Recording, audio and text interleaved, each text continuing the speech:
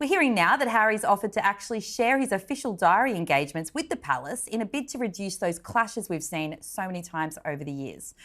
All right, it's a complex saga. How useful is this offer from Harry? Will it have an impact on the palace? I would actually call it a cry for help from Harry's side. I mean, obviously his... So here we are again. Prince Harry has made headlines, this time with a move that has royal watchers raising their eyebrows and rolling their eyes in equal measure. The latest development? Harry has reportedly offered to share his official diary with the palace in an attempt to avoid clashes with the royal family's schedule. Now, on the surface, that might sound harmless, even thoughtful. Hey, I'll make sure our events don't overlap so we don't steal each other's thunder. But when you look a little deeper, it feels less like a gesture of goodwill and more like, well, a cry for help. And honestly, that's how most commentators are framing it. Because let's be real, Harry's empire outside the monarchy isn't exactly thriving. So-called empire is crashing down. Netflix is obviously will be wrapping up their contract that was worth $100 million for them. A lot of their supposed shows that they produced did extremely badly in Netflix's ratings. So they have shown that they basically can't exist outside the structure of the palace. And in my opinion, this looks like Harry crawling back and saying, please, please let me in because I don't know what I'm going to do without you guys. And I think he should start with an apology first. We need an apology. We don't need sharing of dates. We need a proper reconciliation process if this is what he wants to do. Well, that's what I was going to ask. What do you think it will take for there to be a mutual agreement? Do you think it's possible or do you think it's all too far gone? I think the really key thing here is that people don't start kind of blabbing publicly about what gets discussed. And so far, the fact that this story got published at all, the original story about this meeting, those photographs, which were kind of embarrassing for both sides, got published, threatened to blow this whole thing up, even when it was at this embryonic stage. And right now, both sides are being fairly mature about it, and there is still a willingness to work together on both sides. So that's positive. But they need to try to move past simply sharing diaries. Harry, clearly wants to sit down with Charles. I have a slightly different take on it to Sammara, which is that actually, I think the moment when Harry was kind of shocked back into reality was when Charles got cancer. But he kind of got the cold shoulder. People might remember he just ran over to Britain straight away, dropped everything. Actually, Charles had known for a couple of weeks, but Harry seemed to find out around about the same time we did.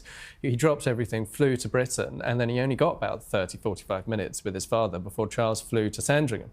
He then came to Britain again in the May, that was the February. He came to Britain again in May, didn't see his father, but his spokesperson released a statement at the time saying he hoped to see him soon, and that still hasn't happened yet. So from Harry's point of view, I think that really is what shocked him back to reality, to realise that he did have to do more to help this relationship. And, I think Meghan, I'm not completely writing off Meghan's relationship with Netflix at this time. Clearly she is not going to become an interstellar TV producer, and nor is Harry. We've seen so much of the content that they produced. The recent stuff has been very bland and very vanilla, and it's, nothing really is going to suddenly change there. And they're not going to turn into the next Shonda Rhimes, or, it's not going to happen. But Netflix has an equity share, they have an equity stake in Meghan's company as ever, which actually does have the potential to earn them huge amounts of money. One key thing, though, Harry has very little going on at the moment. Well, and I was going to ask, because I want to talk to you about the Netflix deal, but before we move on from this, there was something that I found interesting is there was a period, as you've just mentioned last year, when Harry came over here and we were hearing a lot about sort of what was going on with their relationship. He was by his father's side and he said that he wasn't able to catch up with him in May. There's been, after the BBC interview, a period of relative quiet in terms of where the relationship was at. Why do you think now, very much now, we're hearing so much about it? I think it's... Where's it coming from is, I guess, what I'm asking. So that BBC interview was a huge moment, and, Harry clearly experienced, restraint collapse, basically. He'd clearly gone in. I'm sure that they had that interview booked in the diary before they knew the outcome of the case, and Harry probably imagined that he was going to go in there and give this plea for reconciliation with his family. Then he saw he'd lost the case and just was furious about it. And so he started, giving these swipes at Charles in the middle of this interview that was supposed to be calling for reconciliation.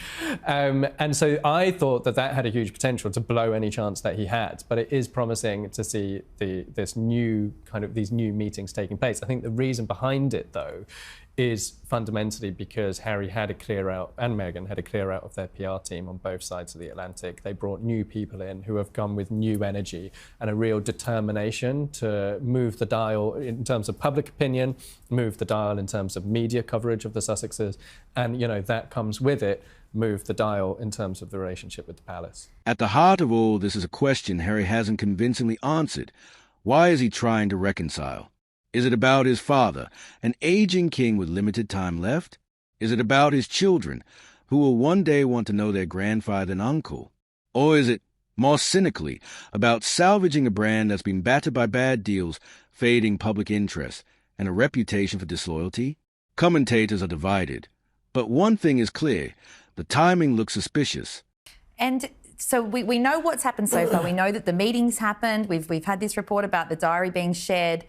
What do you expect may happen with this situation now down the line in terms of Harry coming here, him having face-to-face possibly with the king?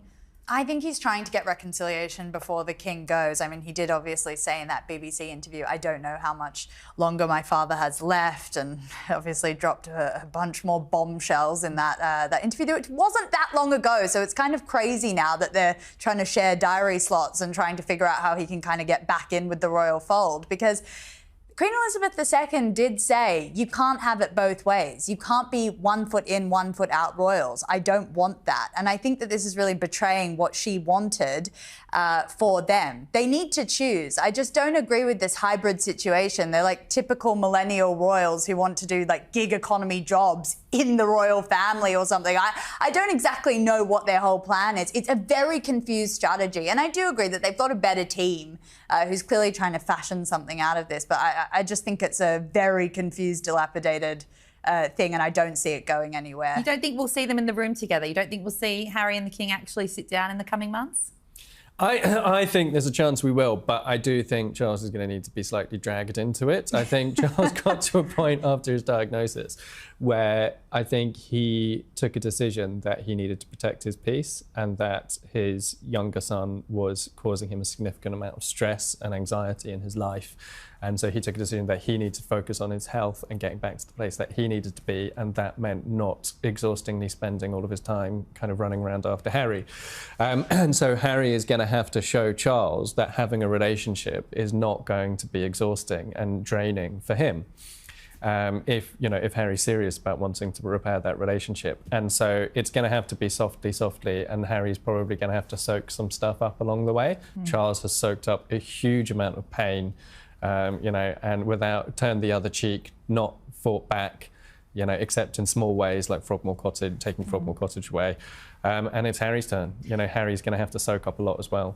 It's funny, just anecdotally, that's reminded me of one of the saddest lines in Spare that really stayed with me. It's right at the beginning. It's just really reminded me. I know what you're going to say, but say it. I always think about it because it was before the King was diagnosed with cancer, as far as we know, because this goes back a couple of years. And Harry writes himself that Charles looked at him and William and said, "Please, boys, don't make my final years a misery." Now, Exactly. I thought of that when you just said that, because it is. I mean, we've seen, assuming that Harry's account of that is true, which I mean, no reason to doubt that line.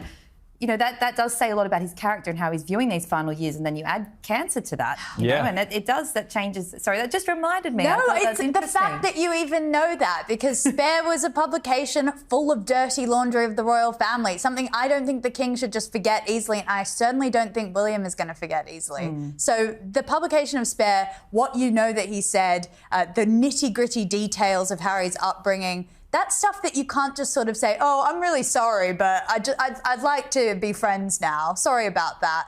I think that it's horrible, and I really, really think it's going to take a lot more from Harry's side and concessions coming from him. Like you said, the King made obviously a lot, but I didn't see a lot from Harry's side, so I just don't think he's actually mature enough to start accepting what his future might look like.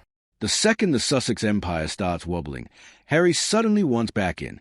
That makes his cry for help look less like courage and more like desperation. So where does this leave us? Harry has extended an olive branch, or maybe just a twig, with his diary sharing offer. But real reconciliation will require more apologies, humility, and a willingness to absorb pain without lashing out. Charles may give him some grace, especially given his illness. But William? That's a much taller order. And even if the royals eventually forgive, the public may not. Spares spilled too much date, too many wounds were reopened, and too many bridges were burned. In the end, Harry wanted freedom from the crown. Now, without it, he seems lost. This isn't a story of a man who broke free and thrived. It's the story of someone realizing too late what he left behind. And that, more than anything, is a tragedy of Prince Harry's cry for help.